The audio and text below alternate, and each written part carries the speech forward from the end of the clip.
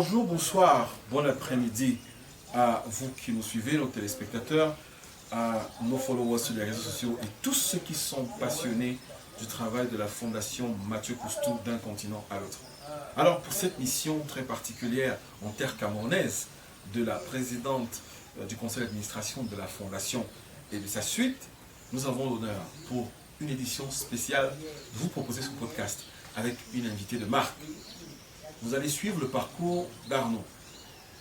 Nous parlons de lui depuis un certain temps sur nos réseaux sociaux et nous voulons aujourd'hui vous présenter la personne qui a réussi le défi de faire d'Arnaud quelqu'un d'assez autonome. Aujourd'hui, nous allons vous présenter sa maman. Bonjour maman, comment tu vas? Bonjour, je vais très bien. Ok, alors comment tu t'appelles? Je m'appelle Medou Lucienne Chantal. D'accord. C'est donc exceptionnel avec Marie-Flora Coustou que nous rencontrons dans ce décor très pittoresque et pourtant très intéressant, la mère d'Arnaud. Des projets vont naître de ce podcast et nous espérons que vous allez rester les nôtres et surtout faire un geste, le geste qui sauve. Alors maman, dis-moi, comment est-ce que tu as reçu la venue d'Arnaud dans ta vie? Je n'ai jamais étudié cette maladie. Sinon, en classe de 3e, on a évoqué une trisomie 21 quand je me rappelle bien. Mais je n'avais jamais rencontré un enfant trisomique. Maintenant, j'accouche mon fils le 14 mai 1997 à Yaoundé. Je rentre à Saint-Milma où je suis en service. L'enfant commence à grandir. Quand l'enfant atteint 2 mois, c'est ma maman qui vient donc me voir à la maison et me dit que Chantal, je vois comme si ton enfant n'est pas normal. Je tique un peu, je dis comment? Sinon, j'avais remarqué que Arnaud était tout tendre, tout tendre. Donc, comme s'il n'avait pas d'os sur lui, le cou ne se levait pas. Et puis, mon grand frère aussi est arrivé. Il m'a dit courage, parce que ce genre d'enfant, c'est un enfant trisomique. Il a la trisomie 21. Ce genre d'enfant, on en trouve beaucoup plus en Europe. Mais ici, en Afrique, ils sont assez rares. C'est comme ça que, comme je ne connais pas ce que c'est, Arnaud est là, il grandit, il ne peut pas s'asseoir, il ne peut pas se lever, il ne peut pas. On le porte seulement dans son berceau, on l'amène au salon. Bref, comme il y avait une nounou, Arnaud a donc fait 1 an, 2 ans, 3 ans, 4 ans sans marcher. C'est à partir de 4 ans qu'il a fait ses premiers pas. Donc, comme on était nombreux à la maison, tout le monde s'en occupait parce qu'on savait déjà qu'il était handicapé. Donc, c'est comme ça que j'ai su qu'il était handicapé. J'ai donc commencé à rencontrer les neuropédiatres qui m'ont dit d'être courageuse, que je sache que j'ai un enfant handicapé. Et c'est comme ça que je me suis engagée dans son entretien. Ok, alors avant, Arnaud, tu as dit qu'il a 2 sœurs. Voilà. Ça veut dire que tu étais toute une vie de famille. Maintenant, quel a été l'impact de son arrivée dans ta vie personnelle et la vie de ta petite famille? L'impact personnel est lequel? Je dis bien que j'ai même abandonné les autres enfants. Je me suis essentiellement concentrée sur Arnaud. Parce que quand je me rappelle que sa grande sœur avait même fuyait l'école pour venir rester avec son petit frère. Et elle a passé plusieurs années à reprendre des classes parce qu'elle n'allait pas régulièrement à l'école. Donc même sa grande sœur. Donc on ne connaissait pas ce que c'est. Parce que vous voyez, vous avez un enfant qui louche, qui bave, vous avez un enfant comme ça à la maison. Bref, on l'a d'abord gardé à la maison pendant longtemps avant de l'exposer. Donc, les autres enfants n'ont pas eu une bonne scolarité par rapport à cette situation. Moi-même, aujourd'hui, je suis ici célibataire à cause de ça, parce que c'est mon dernier enfant. Donc, chaque fois qu'un ami arrivait à la maison et trouvait cette histoire-là. Parce que je dis, même quand il marchait, je ne dis pas que amener au marché. Ou alors, un temps là, quand j'ai donc rencontré les gens de Promandicam, je ne connais même plus à quelle année, j'ai donc fait une demande de mutation pour aller le suivre à Yaoundé parce qu'il fallait que je sois là-bas, qu'on habite et qu'on l'amène. Le ministre j'avais la lettre là, c'est même au lycée classique parce que le proviseur avait classé ça dans mon dossier. Le ministre a dit qu'il ne trouvait pas de raison qui me déplaçait. C'est là où j'ai commencé à amener mon fils à l'école, au lycée. Tous les élèves du lycée connaissaient Arnaud. Tous connaissaient Arnaud, on savait qu'il était handicapé. Mais moi, j'aimais mon enfant, je marchais avec lui. Même si les gens portaient un mauvais regard sur nous, ça ne me dérangeait pas parce qu'on m'avait dit que c'est un enfant. Et moi, j'ai accepté. Je me suis dit que c'était mon enfant. Moi-même, je l'avais accouché. Ce n'est pas que ma soeur était morte et me l'a laissé. Donc, c'est comme ça que j'ai pris Arnaud comme mon enfant que j'ai accouché. C'est comme ça. Et on m'a dit qu'il était handicapé et il fallait que je l'aide à devenir un être beaucoup plus humain. D'accord, maman. Maintenant, Arnaud a bénéficié de ton accompagnement. Il a bénéficié de cette protection maternelle qui permet aujourd'hui qu'il soit capable de s'exprimer et de prendre soin de lui. Est-ce que tu penses qu'au niveau de toutes les familles qui ont des enfants comme ça, c'est possible d'avoir les mêmes résultats? Je dis que la première chose, c'est l'amour.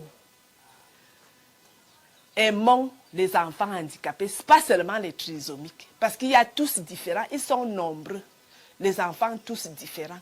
Quand vous avez un enfant différent à la maison, prenez-le avec amour, sachez que c'est un être humain que Dieu a envoyé chez vous. Et avec cet amour, vous allez tout laisser. Ça veut dire que vous allez le nourrir comme il doit être nourri. Vous allez l'encadrer, le laver, l'habiller, le chérir, lui donner tout l'amour dont il a besoin et dont il a droit. Donc si toutes les mamans aimaient leurs enfants, j'aime plus Arnaud que mes autres enfants. Je l'aime plus que les autres enfants parce que je me dis que lui, il a perdu beaucoup de choses. Il a perdu dans le mental. Lui n'a pas perdu dans le physique, mais il a perdu dans le mental. Donc si on laisse encore que, il faut toujours l'aider, toujours l'accompagner. S'il n'arrive pas à boire l'eau, s'il a fait pipi, il faut le nettoyer, il faut le laver, il faut l'encadrer, il faut laver ses draps, il faut mettre son matelas dehors, il faut l'encadrer. Ce n'est pas qu'il est abandonné dans une chambre ou non. Jamais. J'ai toujours grandi avec des nounous. Voilà la nounou de Arnaud qui est assise là. Elle vient ici tous les jours. Je vais au travail. Je ne peux ne pas travailler. Mais elle est là tous les jours pour encadrer Arnaud en journée. On ne doit pas l'abandonner, le trouver n'importe où dans le quartier. Jamais. Quand ils sont là, dès qu'elle finit de faire ses petits travaux, il reste là au salon, il regarde A+, parce que c'est ce que Arnaud aime regarder. Elle supporte, parce qu'elle a accepté de m'aider dans ce travail-là. Et je suis avec elle depuis combien d'années? Depuis 2019, je suis avec elle. Okay, elle nous supporte. D'accord. Tu as permis aujourd'hui à Arnaud d'arriver à un certain niveau et aujourd'hui, il est un tout petit peu autonome, mais aussi il y a des projets. Alors, quel est le projet actuel d'Arnaud? Je ne sais pas, Marie-Flora, après que tu aies parlé du projet, va pouvoir intervenir. Quel est le projet principal d'Arnaud que toi tu as initié pour sa vie? En off, tu me disais que tu aimerais qu'il puisse s'occuper de lui, même si tu n'es plus là. Donc, quel est le projet actuellement que tu mets sur pied pour Arnaud? Comme j'avais commencé à penser à ce qu'il peut faire si je ne suis pas là, j'ai conçu un petit box pour qu'on commence à élever les poulets de chair, les poulets réformés de deuxième âge. Donc, je l'ai initié de manière que quand moi je vais au travail le matin, je me rassure qu'il a déjà donné à manger aux poulets, il leur a donné à boire, et maintenant, le soir encore, il refait la même chose. Mais ce n'est pas facile pour lui. Mais on continue à le faire. On continue à le faire. C'est pour ça que j'ai pensé que si il pouvait faire l'élevage des poulets, parce que je me dis que il passe seulement dans les... Il remplit les mangeoires, il remplit les abreuvoirs. Quand c'est déjà plein, il ferme et il contrôle. Dans la suite, nous nous en chargeons de la vente et bref, et du reste. D'accord. Et tu me parlais d'un fumoir. Derrière nous, vous allez le constater, nous avons une image d'un fumoir. Quel est le projet derrière ce fumoir-là? Derrière ce fumoir, c'est parce que c'est un problème de chaleur, de bois. Donc, mais pour le moment, on n'a pas encore commencé à utiliser. Mais on s'est dit que même avec, on peut fumer le poulet, on peut fumer le poisson, on peut fumer la viande, la viande de bœuf, on peut fumer le porc, on peut fumer le poulet. Donc, si jamais les poulets ne sont pas vendus, ils peuvent être fumés avant d'être vendus. Ils peuvent également être fumés pour la consommation du poulet fumé, frais. Nous allons vous dire que ceci est la réalité de ce qu'on peut accomplir avec les moyens qu'on a. À la maison, avec l'amour qu'on a, on est capable de faire de ces enfants-là des personnes presque autonomes et penser à leur avenir. Le plus important dans ce projet est vraiment l'autonomie et la possibilité pour ces enfants de continuer leur vie, même lorsqu'on n'est plus là. Marie-Flora, qu'est-ce que tu ressens à ce niveau? Parce qu'après toutes les visites que nous avons faites, c'est carrément le clou de l'histoire. C'est la cerise sur le gâteau de voir l'après-appui. Lorsqu'on peut appuyer ces enfants, qu'est-ce qui peut se passer après? Je veux d'abord dire merci à la maman d'Arnaud parce que c'est, comme tu dis, c'est avoir l'amour. L'amour qui nous permet de faire en sorte que nos enfants soient des hommes de demain.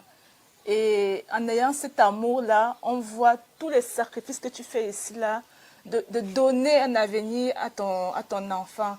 Et la Fondation Mathieu Cousteau va t'accompagner pour réaliser ce projet-là. On va essayer d'aller chercher les fonds pour pouvoir mettre en place ce projet de ferme de fumoir, pardon, pour pouvoir aider à nous pour qu'ils soient autonomes.